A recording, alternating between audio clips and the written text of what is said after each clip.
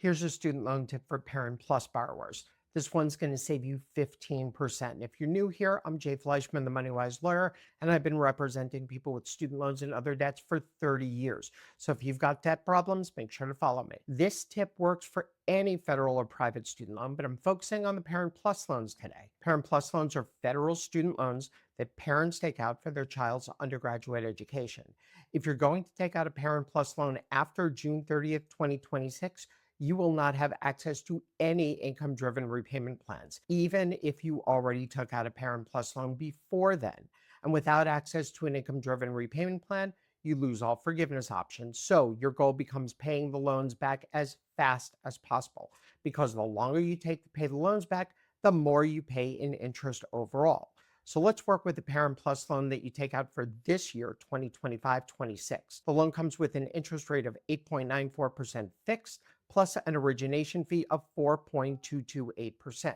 So if you take out a loan for 25K, it's actually going to be for $26,057.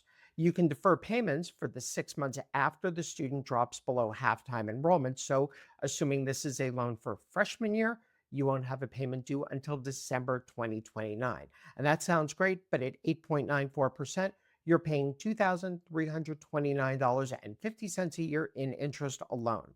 And that deferment means that you're not going to have to make payments until December 2029. In 51 months, you're going to pay about $9,900 in interest alone.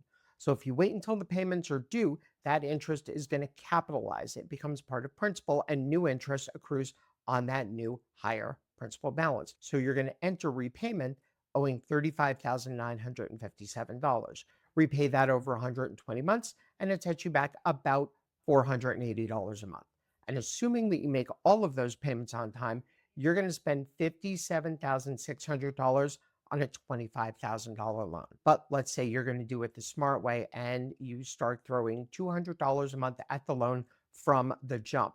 By the time you enter repayment, you're only going to owe $25,757. Not much less than you borrowed, but there isn't going to be any interest to capitalize.